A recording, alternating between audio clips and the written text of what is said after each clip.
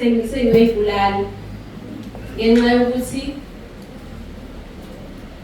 ngayithuka sengifeba ngalala nobhuti ngingasho ukuthi obhuti ngoba umzali ngakhulelwa ngingazi ukuthi phakathi kwabo ingane kababa.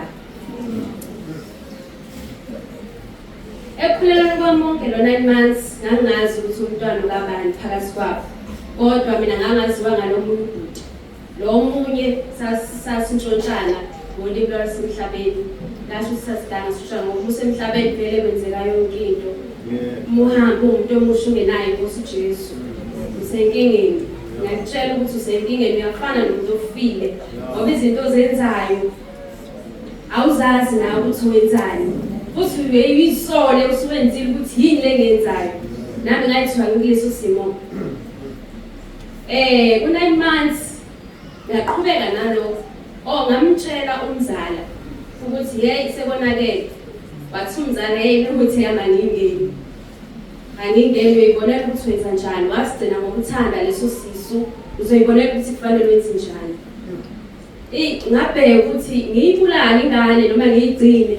Okungcono ngoba ngiyasaba ukuyibulala ngoba angazi noma ngizophila yini. Okungcono angivele kume ukuthi eyamzala ngizoyinikeza lo ngoba vele nalo unemali.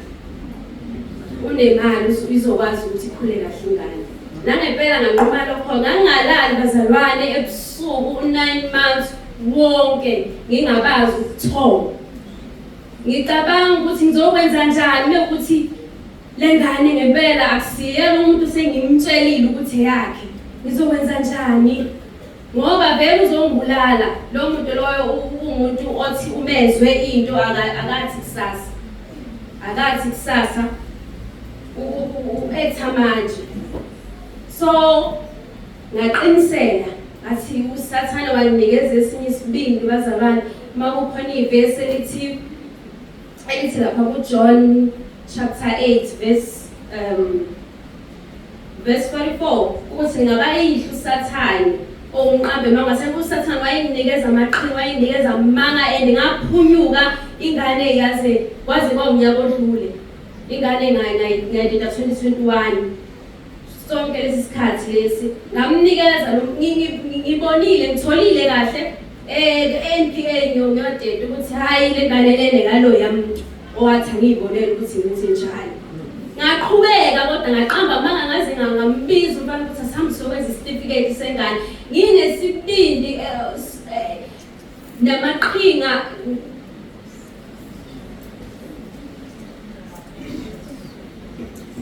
Jesu Kristu inkosi. So ngaqhubeka nalamanga ngaqhubeka nawo. Waze kwafika isikhathi la sengikhathele ube isigqila. Ngase ngikhathele ube isigqila sama. Bengibheka njalo umntwana.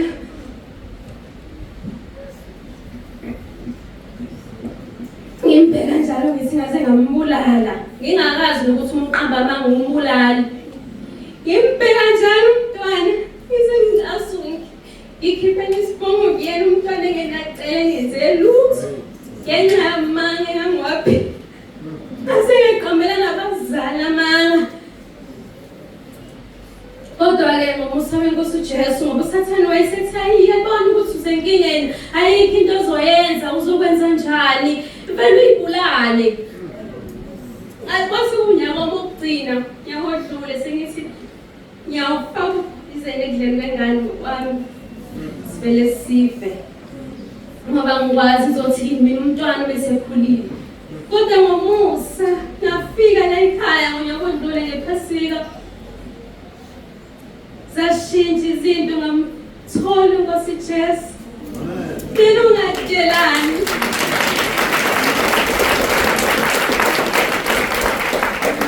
akalahlani bazalwane ngisho ngabusa uwone kangakanani ngakusho nje ukuthi wangikhulula baze ngathola nesibindi sokuthi ngihlalise abazali phansi ngibatshela iqiniso lonke ngoba abazalwane kukhona namanga uhambo uneyimpi imfihlo uthi umzalwane osindisiwe umukela inkosi uJesu ngeke. Akuvumanga kumina. Ngabahlelisa phansi abazali ngabatshela ukuthi mina bengiphila yiphi impilo. Beningitshela ukuthi ngingane right. Kanti bengisigeleqa. Ngasengasho ukuthi bazali futhi ngizohamba ngiye kulo muntu engimenze nje. Ngokusizwa inkosi uJesu. Nangempela ngakwenza ngaqale ngahamba layoxolisa kulo bhuti lo wayiphika. Ngaxolisa kuyena wangizwisa ubuhlungu kodwa ngenxa yokuthi ngamukela inkosi yokuthula, inkosi ethethelelayo. Amen.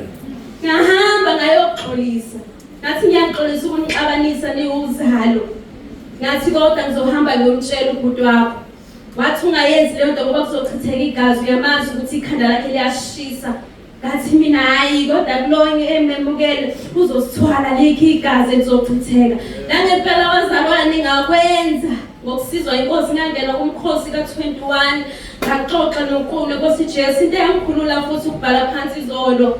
Ubhala phansi izolo bazalwane uma uba kumpostoli ngokusizwa inkosi uJesu athi bhala phansi usuke engadlali ngempela umthwalo uyaphunguleka ukuthi kisitha uma ungakayilungisa indaba silokhu sikuhlasela.